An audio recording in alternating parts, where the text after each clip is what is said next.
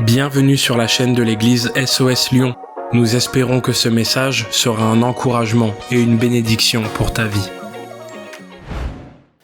Je vous invite à prendre vos Bibles dans Luc 7 et on va lire ensemble du verset 36 au verset 48.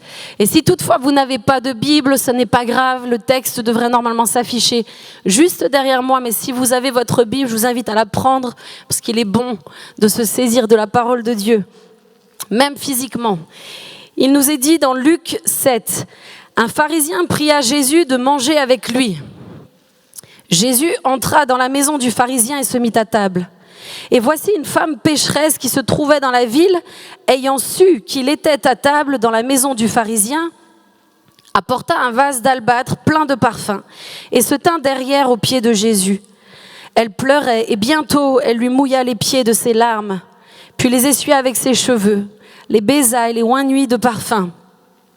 Le pharisien qui l'avait invité, voyant cela, dit en lui-même: si cet homme était prophète, il connaîtrait qui et de quelle espèce est la femme qui le touche. Il connaîtrait que c'est une pécheresse. Jésus prit la parole et lui dit: Simon, j'ai quelque chose à te dire. Maître, parle, répondit-il. Un créancier avait 2 débiteurs. L'un devait 500 deniers et l'autre 50. Comme il n'avait pas de quoi payer, il leur remit à tous 2 leurs dettes. Lequel l'aimera le plus? Simon répondit: celui, je pense, auquel il a le plus remis. Jésus lui dit: tu as bien jugé. Puis se tournant vers la femme, il dit à Simon: vois-tu cette femme? Je suis entré dans ta maison et tu ne m'as point donné d'eau pour laver mes pieds, mais elle les a mouillés de ses larmes et les a essuyés avec ses cheveux. Tu ne m'as point donné de baiser, mais elle, depuis que je suis entrée, elle n'a point cessé de me baiser les pieds. Tu n'as point versé d'huile sur ma tête, mais elle a versé du parfum sur mes pieds. C'est pourquoi je te le dis, ses nombreux péchés ont été pardonnés, car elle a beaucoup aimé. Mais celui à qui on pardonne peu, aime peu. Et il dit à la femme: tes péchés sont pardonnés. Amen. Jusqu'ici, la parole de Dieu. Et j'aime tellement ce passage. Nous faisons face là à Jésus et 2 personnes. Et c'est ces 2 personnes qu'on va un petit peu étudier ensemble, à commencer par le pharisien. 2 personnes face à Jésus et 2 attitudes complètement opposées. Le pharisien est un religieux. C'est un docteur de la loi. C'est quelqu'un qui connaît la parole, la Torah à l'époque. C'est quelqu'un qui connaît les textes plus. C'est quelqu'un qui enseigne dans la synagogue. Le pharisien est quelqu'un de socialement reconnu. Et cet homme-là va inviter Jésus chez lui. Et je crois qu'il lui a préparé sûrement le meilleur des repas. Je ne pense pas que le pharisien se soit dit on va faire jambon coquillette. Alors jambon, c'est sûr que non, puisque en tant que juif, je pense pas. Mais en tout cas, il lui a pas fait des coquillettes au beurre. Ok? Il a dû sortir les meilleurs plats. Il a dû faire venir toutes ses servantes. Il a dû astiquer toute la maison. Et je vois vraiment, quand je lis ce texte, je vois la maison s'activer pour la venue de Jésus. Je pense qu'ils ont sorti non seulement la plus belle table, mais ils ont couvert la table. Ils n'ont pas laissé une table avec plein de tâches. Ils ont mis la plus belle nappe. Ils ont sorti les plus belles assiettes. Le maître arrivait. Le pharisien était cet homme-là qui, sans aucun doute, a tout fait pour accueillir dignement le Seigneur. Maintenant, j'aimerais qu'on regarde la manière dont il va accueillir Jésus de l'intérieur. Parce que c'est ça qui compte le plus. Mes amis, c'est ce qui se passe à l'intérieur. Le pharisien va montrer ici que de l'extérieur, l'accueil était au top, était parfait. Mais comment va-t-il accueillir Jésus de l'intérieur, en lui-même? On lit au verset 39 ce qu'il est en train de penser. On lit ce qui se passe au plus profond de son être. Il va dire: si cet homme était prophète, il connaîtrait qui et de quelle espèce est la femme qui le touche. Il connaîtrait que c'est une pécheresse. Voyez-vous, cet homme, tout en accueillant Jésus en grande pompe dans sa maison, va remettre en question qui il est. Il va même douter de ce que Jésus puisse être un prophète. Il va remettre en question la présence même du Maître. Jésus entre dans sa maison, il l'invite chez lui. Mais sa première pensée quand il voit l'attitude qu'a cette femme va être de dire, si vraiment il était prophète, il saurait. Entre guillemets, autrement dit, je ne suis pas si sûre en fait de qui j'ai invité chez moi. Et il ne va pas s'arrêter là à douter de Jésus. Il va relever l'attitude de cette femme. Il va parler d'elle comme d'une moins que rien. Il va dire, il saurait de quelle espèce est cette femme. On voit donc là bien un homme qui ne se considère pas comme une petite caste ou une petite classe. Il montre être un être arrogant. Il montre être quelqu'un qui va se considérer comme supérieur, puisque cette femme était à ses yeux qu'une espèce, une pécheresse qui ne méritait pas d'être dans sa maison d'ailleurs. À aucun moment il n'a invité cette femme. Il a invité le Maître parce que c'est ce que les religieux font.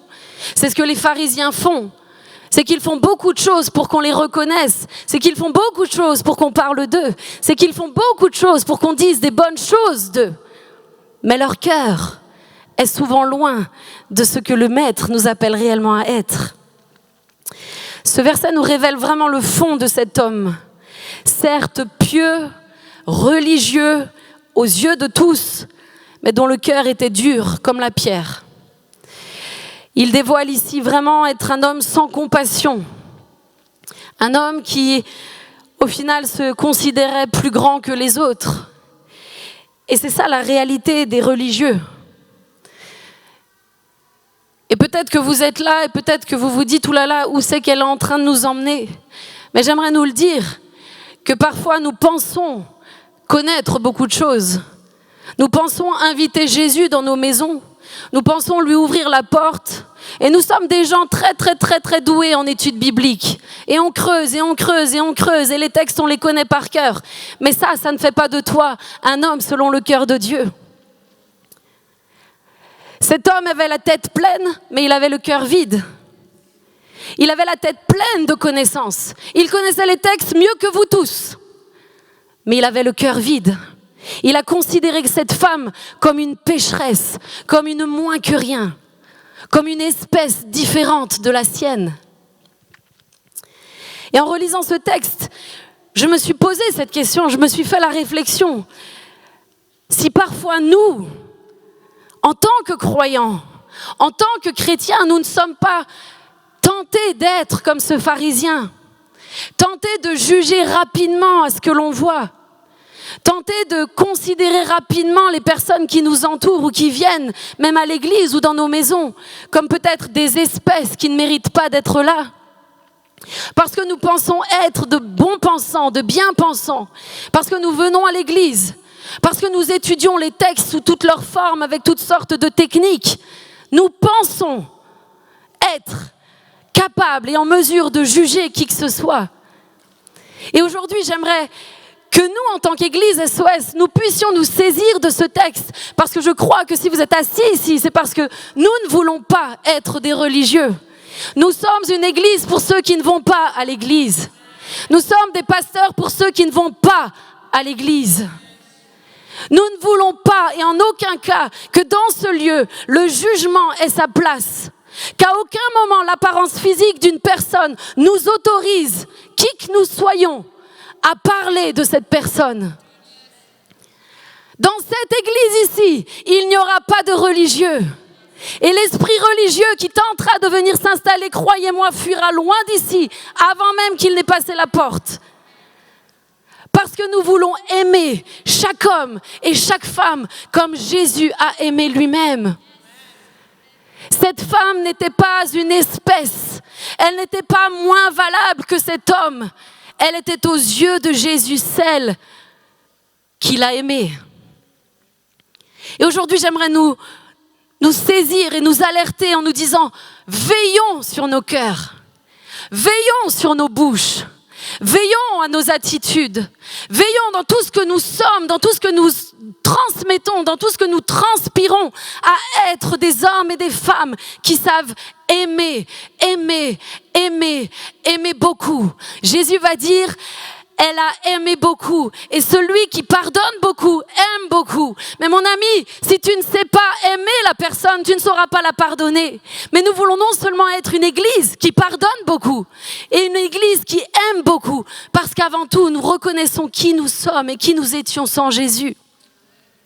Je crois que ce pharisien avait vraiment beaucoup de connaissances et compris, peut-être avec son intellect, beaucoup de choses.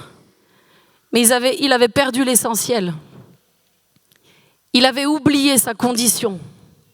Il avait oublié qui il était sans le Messie, sans Jésus-Christ. Et que ce texte puisse nous inciter à ne jamais laisser aucun esprit religieux se saisir de nos vies. Dans cette église, nous ne perdrons pas de temps pour des discours et pour des discussions vaines. Est-ce que le tatouage est bon ou il n'est pas bon? Je vais vous dire, on s'en fout. Parce que moi, ce qui compte, c'est que la femme et l'homme qui est face à moi soient pardonnés de ses péchés et qu'un jour, je passe l'éternité avec elle. Je ne perdrai pas mon temps pour ce genre de choses.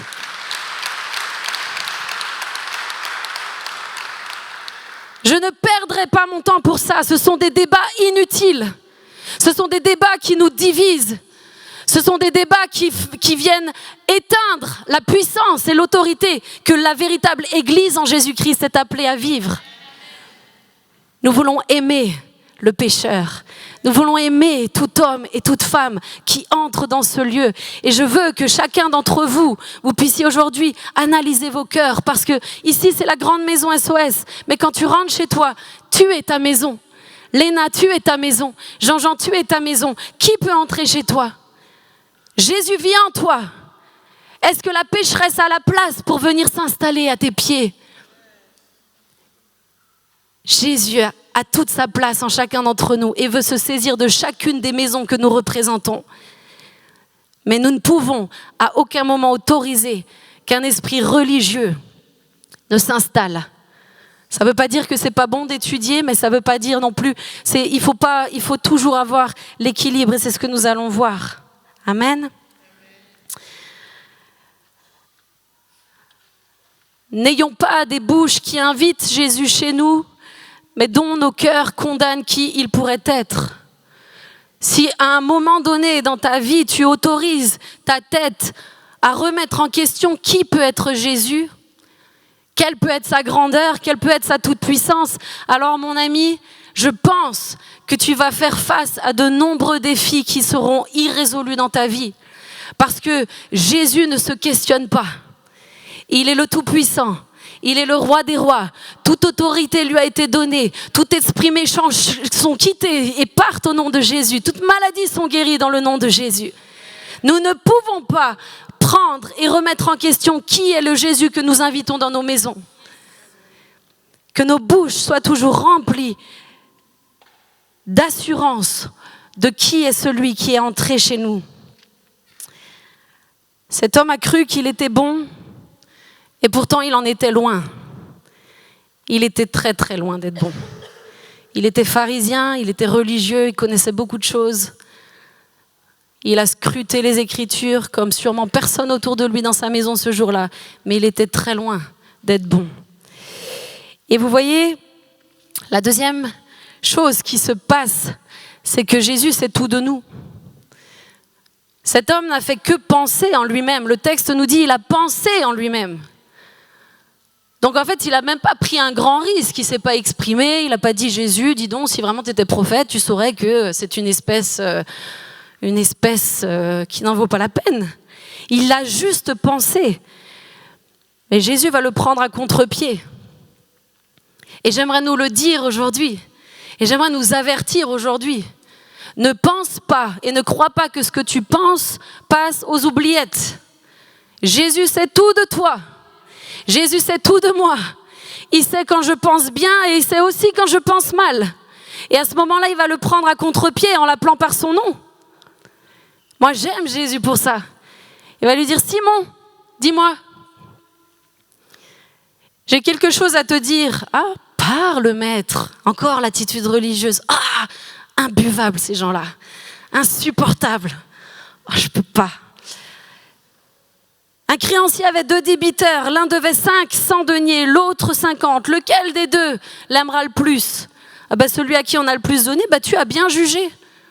Mais tu vois, toi, par contre, depuis tout à l'heure, tu juges qui je suis. Tu m'invites dans ta maison, tu me juges. Et tu penses que je ne sais pas ce que tu es en train de penser. Mais voilà ce que je vais te dire. Cette femme, elle, m'a lavé les pieds avec ses larmes. Cette femme les a essuyés avec ses cheveux. Cette femme a oint mes pieds avec un parfum de grand prix. Quand toi, tu n'as rien fait de tout ça, si ce n'est te montrer et faire le beau autour de toi.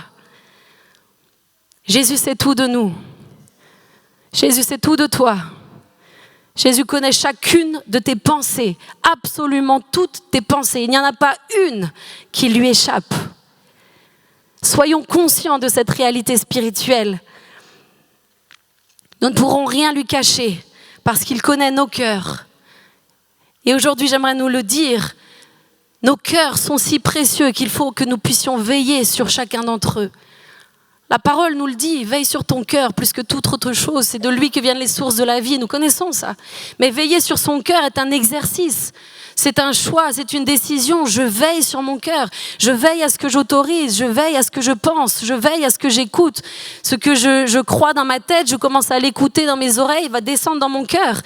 Et si ce que tu crois est un mensonge, ton cœur va être malade. Et aujourd'hui, nous voulons être une église en bonne santé. Nous ne voulons pas être des pharisiens, nous voulons être des hommes et des femmes capables d'accueillir tous ceux et toutes celles qui, comme cette femme, ont besoin de Christ. Amen. Et la deuxième, c'est ma préférée, donc c'est pour ça que je termine par elle, c'est la femme. Parce que moi, je suis passionnée par les pécheresses. Je suis passionnée par les pécheurs. Les religieux ne m'intéressent pas. Mais ceux qui ont besoin de Jésus sont ceux qui passionnent mon cœur. Et d'ailleurs, je ne vous ai pas donné le titre de mon message, mais c'est « Aimer jusqu'aux larmes ». Je crois que nous sommes appelés à aimer jusqu'aux larmes. C'est ce que le Père a fait en envoyant Jésus. Jésus va aimer jusqu'aux larmes à la croix. Et nous, en tant que disciples, en tant que petits Christ, nous voulons pouvoir aimer jusqu'aux larmes ceux qu'il place sur notre chemin. Et la première chose que je note chez cette femme, c'est qu'elle va se mettre derrière Jésus. Elle va se tenir près de ses pieds. Elle va se mettre derrière lui, nous dit le texte. Elle va d'emblée, en fait, prendre une posture où elle va se rabaisser. Cette femme va venir, en fait, consciente à 300% de qui elle est. Elle va même pas avoir envie de faire face au maître. Elle va même pas oser venir se tenir là devant Jésus. Marc, viens. Il nous est dit, elle va se mettre ici. Alexandra, viens faire la pécheresse. Tu te mets au pied de Jésus. Derrière. Alors attention, quand vous rentrez chez vous, il redevient juste ton mari, ok, hein, c'est pas... Mets-toi au pied de Jésus, derrière. Et elle pleure. Et elle lui mouille les pieds, et elle lui lave les pieds. Voilà comment va venir cette femme. Cette femme va venir courber. Cette femme va venir rabaisser. Elle sait qu'elle est pécheresse. Jésus le dit dans ce texte. Tes nombreux péchés t'ont été pardonnés. Je ne sais pas dans quelle tenue elle est venue. Elle est peut-être venue en mini-jupe. Et alors ? Peut-être qu'elle était tatouée du haut en bas. On ne sait pas, c'était peut-être la mode à l'époque. Et alors, elle est venue en s'humiliant. Elle est venue en s'abaissant. Elle est venue à l'arrière du maître, reconnaissant sa condition, reconnaissant que seul Jésus, seul ce sauveur, de qui elle a entendu parler quelque part, il est en ville, il est ici. Et peu importe qu'il soit dans la maison d'un pharisien, peu importe qu'il soit dans la maison de quelqu'un qui me condamnerait, je vais venir me jeter aux pieds de celui qui peut changer ma vie aujourd'hui. Et je veux te le dire aujourd'hui, mon ami. Merci. Elle n'est pas venue en fanfaronnant. Elle est venue sachant qui elle était. Et ce qui est extraordinaire dans ce texte, c'est que des deux personnes qui sont là avec Jésus, celle qui va toucher son cœur, c'est qui? C'est le religieux. C'est celui qui parle bien. C'est celui qui a sorti les beaux couverts et la nappe en dentelle. C'est cette femme. C'est elle, à ce moment-là, qui va transpercer le cœur de Jésus. Je crois qu'au moment où elle va verser ses larmes, la Bible nous dit qu'elle a lavé les pieds de Jésus avec ses larmes. Je ne sais pas si vous comprenez ce que ça veut dire. Jésus marchait en sandales. Jésus marchait sur des chemins poussiéreux, comme c'était notre cas pendant 10 jours. Mes pieds étaient noirs tous les jours, alors que j'avais des baskets et des chaussettes. Eux n'avaient pas ça. Cette femme va lui laver les pieds. Ça veut dire qu'elle n'a pas versé une larme, elle n'a pas versé 2 larmes, elle était en sanglots devant le Maître. Elle a donné tout ce qu'elle avait. Elle a déversé son cœur, ses tripes, jusqu'à lui laver les pieds, pouvoir lui essuyer. Et c'est ça qui va toucher le cœur de Jésus. Ça n'est pas l'invitation que ce pharisien a fait, mais les larmes et l'amour que cette femme va déverser. Et j'aimerais nous le dire aujourd'hui. Église SOS, ne soyons pas une église qui invitons Jésus chez nous, qui préparons des beaux repas si nos cœurs ne sont pas remplis d'amour et de compassion pour ceux que lui aime. Jésus est mort à la croix pour les pécheurs, uniquement pour les pécheurs. Et nous devons avoir un cœur rempli de compassion. Nous devons être émus aux larmes. Nous devons aimer jusqu'aux larmes si nous voulons vivre la puissance de l'Évangile. Parce que c'est ces larmes-là qui nous donnent et qui nous font comprendre le battement du cœur de Dieu lui-même. Il ne vit que pour ça. Et avec Pasteur Matt, on se concerte jamais de ce que lui va partager, de ce que moi je vais partager. Et hier, nous avons eu notre journée de lancement, notre journée de rentrée avec tous ceux qui servent. Et c'était incroyable parce que je l'écoutais et je me disais, merci Saint-Esprit, on est bien en phase. Parce qu'il nous rappelait la vision de notre Église. Nous sommes un bateau de sauvetage. Nous ne sommes pas un bateau de croisière. Nous ne sommes pas là pour passer du bon temps entre nous. Pour ça, vous pouvez vous inscrire dans un club. Mais nous voulons sauver des âmes. Et il nous a passé ce reportage merveilleux de SOS Méditerranée. C'est une association qui vient en aide à tous les naufragés, tous les migrants qui cherchent à trouver refuge et qui des fois risquent leur vie sur des petits canoës, des trucs vraiment où leur vie est en danger. Et ces hommes et ces femmes vont vous donner de leur vie pour sauver une personne, pour essayer de ramener une personne au bon port. Et moi, je regardais ce reportage et je me disais, mais nous, ce n'est pas de la mer qu'on les enlève, c'est de l'enfer qu'on les arrache. Nous avons le message le plus puissant de l'univers. Ils ne sont pas juste sauvés de la mer Méditerranée, ils sont sauvés de l'enfer pour l'éternité. Ils ne sont pas emmenés sur un port qui va durer quelques jours où les ennuis vont commencer pour eux. Parce qu'arriver en Europe, les pauvres, c'est un périple douloureux qui les attend. Et nous avons la possibilité en Jésus de les amener vers un port éternel. Pour l'éternité, lorsque tu pleures avec ceux qui pleurent, lorsque ton cœur vibre et souffre pour ceux qui fait vibrer le cœur de Dieu, alors tu sais que tu fais passer une personne de la mort à la vie éternelle. Et il n'y a rien de plus beau que cette vie-là. Alléluia. Il n'y a rien de plus beau que cette vie-là. Et nous ne vivrons que pour ça. Toute notre vie, nous ne vivrons que pour ça. Soyons cette Église. Nous avons tous reçu en nous cette capacité. Jésus vit en nous. Et parce que Jésus vit en nous, son cœur bat dans notre poitrine. Ses yeux doivent être ce que nous regardons. Ses larmes doivent pouvoir couler. Et bien des fois, les larmes coulent, mais les larmes coulent d'amour pour mon Jésus, parce que je suis amoureuse, que je veux grandir dans sa présence, mais aussi parce que je lui demande de me donner son cœur. C'est un choix, c'est une décision. Mais j'aimerais te le dire aujourd'hui, à toi qui es peut-être là pour la première fois, peut-être qui ne connais rien, tu n'es pas quelqu'un qui vient dans les églises, tu n'es pas une fille d'église, tu es un peu comme cette femme qui arrive au pied de Jésus et qui se jette là. J'aimerais te dire que si tu n'as plus que tes larmes à donner, tu as absolument l'essentiel. Tu as l'essentiel pour voir ta vie être transformée. Cette femme pécheresse n'avait ni maison, ni table, ni repas à offrir à Jésus, mais elle avait ses larmes de repentance. La repentance, je le rappelle, veut dire faire demi-tour. Je choisis de suivre Jésus. Je fais demi-tour à mon passé, je fais demi-tour à mes échecs, je fais demi-tour à mes péchés et j'avance dans une nouvelle direction. Ces larmes sont suffisantes et si tu es assis ici, dans ce lieu, et que tu n'as encore pas expérimenté la puissance du pardon en Jésus-Christ, crois-moi, aujourd'hui est le jour de ton salut. Et la Bible nous dit qu'il n'y a pas de plus grande joie que pour un seul pécheur qui se repent.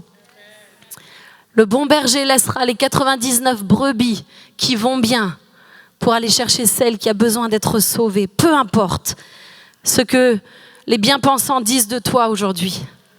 Peu importe ton passé. Peu importe ce que tu as fait. Il n'y a aucune condamnation pour ceux qui demeurent en Jésus-Christ. Amen. Cette femme a beaucoup aimé alors qu'elle ne connaissait rien. Et aujourd'hui, je peux te le dire, tu peux beaucoup aimer Dieu si tu ne connais rien du tout. Tu n'as pas besoin de connaître la Bible par cœur. Tu n'as pas besoin d'avoir fait un cursus scolaire ou des études bibliques de je ne sais quel organisme. Si tu viens avec ton cœur, ton authenticité, ta pureté, ta sincérité, tu as l'essentiel pour toucher le cœur de Jésus. Cette femme a su aimer Jésus. Il n'y a rien de plus puissant. Le pharisien a condamné, mais elle a aimé. Et croyez-moi, Jésus voit chacune de nos larmes. Il connaît chacune de tes larmes. Il sait ce que tu traverses. Il sait ce que je traverse. Et j'aime penser que Jésus récolte nos larmes et les met dans une petite fiole. Et avec ces petites fioles, il les transforme en un parfum de bonne odeur. Ça, c'est ma théorie, d'accord ? Je ne dis pas qu'elle est biblique. Il n'y a pas un livre, Sarah 1 au verset 1, qui vous enseigne ça. Mais c'est ce que j'aime penser. Parce que Jésus aime le moindre détail de ta vie. Il aime tout de toi. Il ne gaspille rien de toi. Il n'y a pas une larme qu'il laisse tomber à terre. Et je le crois de tout mon cœur qu'il récolte chacune de nos larmes et qu'il en fait un parfum de bonne odeur. Pourquoi ? Parce que le parfum de tes larmes n'aura pas le même odorat que celui des miennes. Et il y a quelque chose à considérer dans ce texte, c'est que cette femme va non seulement aimer beaucoup Jésus, mais sans même le savoir, elle va être une bénédiction pour toute la maison. Elle va oindre les pieds de Jésus de ce parfum de grand prix. Mais est-ce que vous pensez que seul Jésus a bénéficié de la bonne odeur ? Elle a versé tout un vase. Ça veut dire qu'elle a embaumé tous ceux qui étaient là dans la maison. Et c'est ce que Dieu veut faire avec toi. C'est ce que Dieu veut faire avec moi. Il veut utiliser tes larmes pour en faire un parfum de bonne odeur, afin que non seulement tu puisses aimer le Maître, honorer le Maître, mais que tous ceux qui t'entourent et toute la maison dans laquelle tu te trouves puissent être bénis par toi.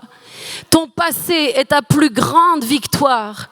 Ton histoire, tes cicatrices, tout ce que tu pensais être douloureux est ta plus belle découverte parce que Jésus les transforme de larmes en fioles de parfum qui embaumera tout ton voisinage. Et c'est avec ça que tu peux aller avec assurance annoncer le beau et le puissant nom de Jésus. Amen. Ce ne sont pas ceux qui se portent bien qui ont besoin de médecins, mais les malades. Je ne suis pas venu appeler des justes, mais des pécheurs.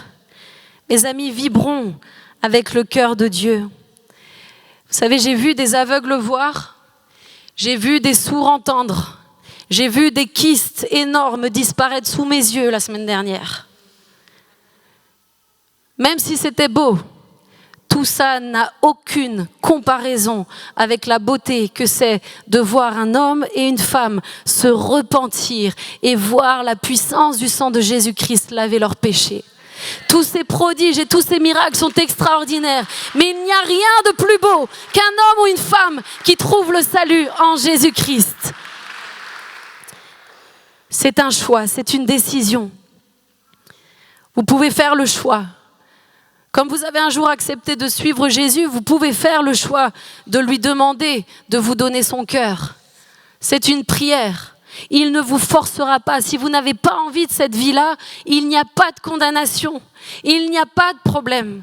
On ne vous aimera pas moins. Au contraire, on vous aimera tout autant. Mais je crois que nous passons alors à côté de l'essence même de ce que l'Évangile et de ce que Jésus-Christ est. Mais c'est un choix.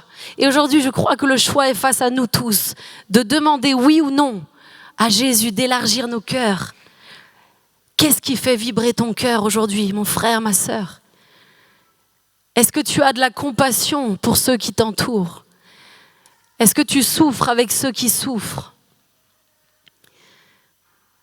Aujourd'hui, je crois que le Saint-Esprit veut faire ce travail. Et si tu es là et que tu ne connais pas Jésus et que comme cette femme, tu as besoin qu'il vienne laver ton cœur, alors je serai la plus heureuse de pouvoir t'accompagner dans cette prière de repentance. Mes amis, il n'y a rien de plus beau. Et il ne faut surtout jamais avoir peur de s'effondrer devant le Maître. Effondrez-vous devant Jésus. Sanglotez devant Jésus. Parce que c'est ce qui va toucher son cœur à lui. Le reste, il n'en a que faire. Et je crois que nous sommes dans une saison et que nous allons voir des multitudes et des multitudes venir à Christ dans la mesure où nous aurons laissé nos cœurs être élargis par sa présence et sa puissance. C'est un choix, c'est une décision.